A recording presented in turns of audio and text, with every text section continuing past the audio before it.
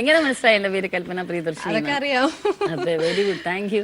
ദേശീയ അവാർഡ് ഇപ്പോഴാണ് വന്നത്. അപ്പോൾ തന്നെ പറഞ്ഞത് ക്ലാസ്സിൽ ഫസ്റ്റ് കിട്ടാത്ത അല്ലെങ്കിൽ ക്ലാസ്സിൽ തോറ്റുപോയ കുട്ടിക്ക് ഡിസ്റ്റിങ്ഷൻ കിട്ടിയതുപോലെ എന്നാണ്.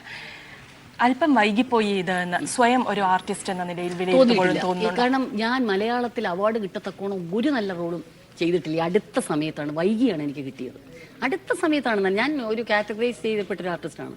അടുത്ത സമയത്ത് ഈ പറഞ്ഞ വിരലിലെണ്ണാവുന്ന ചില സിനിമകളെ എനിക്കത് കിട്ടിയിട്ടുള്ളൂ. അതുകൊണ്ട് മലയാളികളെ കുറ്റം പറയാനോ നാഷണൽ ലെവലിൽ കുറ്റം പറയാനുള്ള അവകാശം നമുക്കില്ല. എൻ്റെ സിനിമയൊന്നും നാഷണൽ ലെവലിൽ പോയിട്ട് പോലും ഉണ്ടോ എന്നുള്ള കാര്യം സംശയമുണ്ട്. അതുപോലെ സിനിമകളുടെ ലിസ്റ്റ് എടുത്താൽ 2007 ശേഷം ഓരോ സിനിമകൾ മാത്രമേ ഉള്ളൂ. 2012 ആകെ 2 സിനിമകൾ. എന്തുകൊണ്ടാണ് ഇത്രയും കഴിവുള്ള ഒരു ആർട്ടിസ്റ്റ്, അതും കോമഡി രംഗത്ത് ഇത്രയും ആൾക്കാരെ ഡയറക്ടേഴ്സ് എപ്പോഴും സെലക്റ്റീവ് ആകുന്ന കൽപ്പന, എന്തുകൊണ്ട് ഇത് റോളുകൾ വളരെ കുറച്ചു? ഇടയ്ക്ക് വരുന്ന ചില റോൾസ് എനിക്ക് ഇഷ്ടപ്പെടുന്ന ക്യാരക്ടറല്ല. പിന്നെ ഇടയ്ക്ക് എനിക്ക് വന്നതൊക്കെ അമ്മ റോൾസ് ആണ്. അമ്മ റോൾ ഞാൻ ചെയ്യില്ല ഉടനെ എന്നുള്ള തീരുമാനത്തിൽ തന്നെയാണ്. അല്ലെങ്കിൽ ആ അമ്മയായിരിക്കണം മെയിൻ. ഉർവശി ചെയ്ത പോലെ, അച്ചുവിൻ്റെ അമ്മയൊക്കെ പോലെ എൻ്റെ ടൈറ്റിലായിരിക്കണം ആ കഥ എന്നാൽ ഞാൻ അമ്മ റോൾ. കാരണം കുടുംബക്കോടതി എന്നുള്ള സിനിമ 95 ഞാൻ ചെയ്യുന്നത്.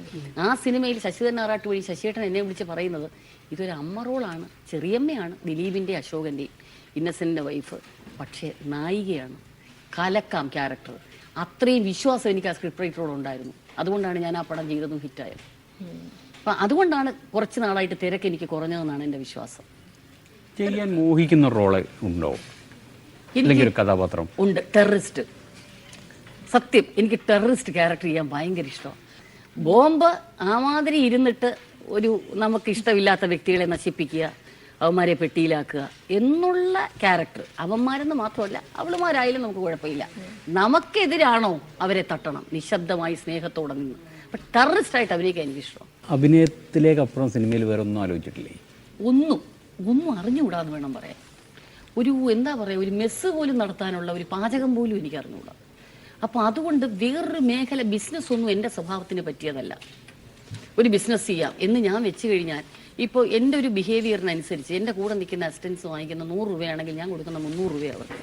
അപ്പോൾ ഇങ്ങനെ വരുമ്പോൾ സ്വാഭാവികമായിട്ട് ഒരു ബിസിനസ് നടത്തിയാൽ ഈ പൈസയൊക്കെ അങ്ങനെയുള്ള രീതിയിൽ ചെലവഴിക്കാനേ പറ്റുള്ളൂ. ആ ബിസിനസ് ഒരിക്കലും നന്നാവും എന്നുള്ള വിശ്വാസം എനിക്കില്ല.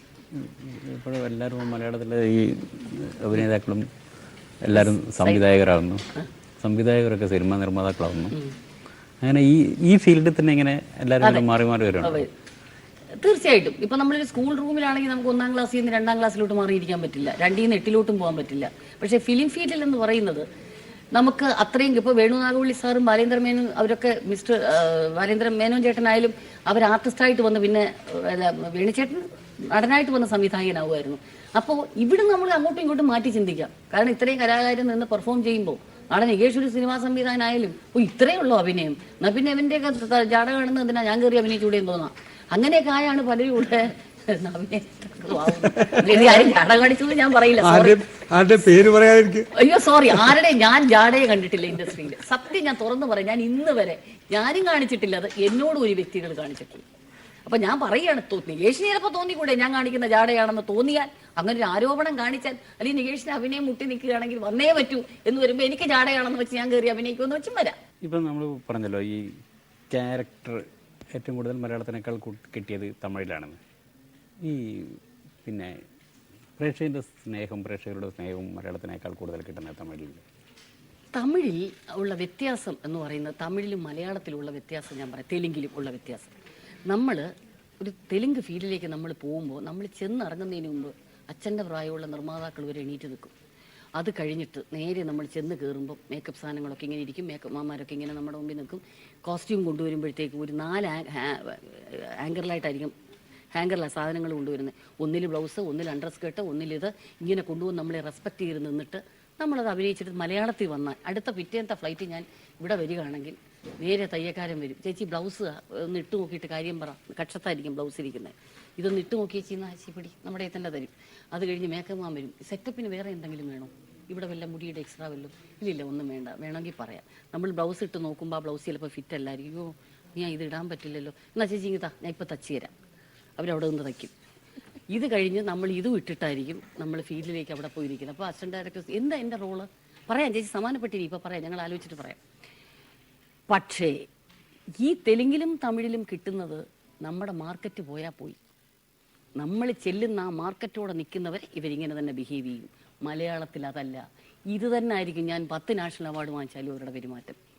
അപ്പൊ എനിക്ക് തോന്നിയത് ഇതാണ് നല്ലത്, ഇതാണ് സ്ഥിരം. അപ്പം നാഷണൽ അവാർഡ് കിട്ടിയപ്പോൾ താങ്കൾ പറഞ്ഞതായിട്ട് അറിഞ്ഞ ഒരു കാര്യം, സംസ്ഥാന അവാർഡിനും തനിച്ചല്ല ഞാൻ പരിഗണിക്കപ്പെടും എന്ന് ബാബു തിരുവല്ല പറഞ്ഞിരുന്നു. എന്നാൽ അതിനുശേഷം അവാർഡ് കിട്ടാതെ പോയി. അപ്പോൾ ദേശീയ അവാർഡ് ജൂറിയിൽ വലിയ മലയാളി സാന്നിധ്യം ഇല്ലാത്തത് കൊണ്ടായിരിക്കണം അവർ തെരഞ്ഞെടുത്തത്. തീർച്ചയായിട്ടും. കാരണം അതിലൊരു കോമഡിസം കണ്ടേനെ ഇവര്. എവിടെയോ ഇവരൊരു കോമഡി വന്നില്ലേ എന്നൊരു മലയാളിക്ക് തോന്നും. എന്നെ പ്രെഡിക്റ്റ് ചെയ്യാൻ വേറെ എവിടെ മറ്റു ഭാഷക്കാർ നിൽക്കുമ്പോൾ ഇവരെവിടെ മലയാളത്തിൽ, എന്താ ഇവരുടെ പേര്, കൽപ്പന, കൊള്ളാം ഇവരുടെ ക്യാരക്ടറൈസേഷൻ എന്നേ തോന്നുള്ളൂ. മലയാളി ഉണ്ടെങ്കിൽ പറഞ്ഞു കഴിഞ്ഞാൽ തിരിഞ്ഞത് ഫുൾ കോമഡി ആയിരുന്നു എന്ന് പറഞ്ഞു.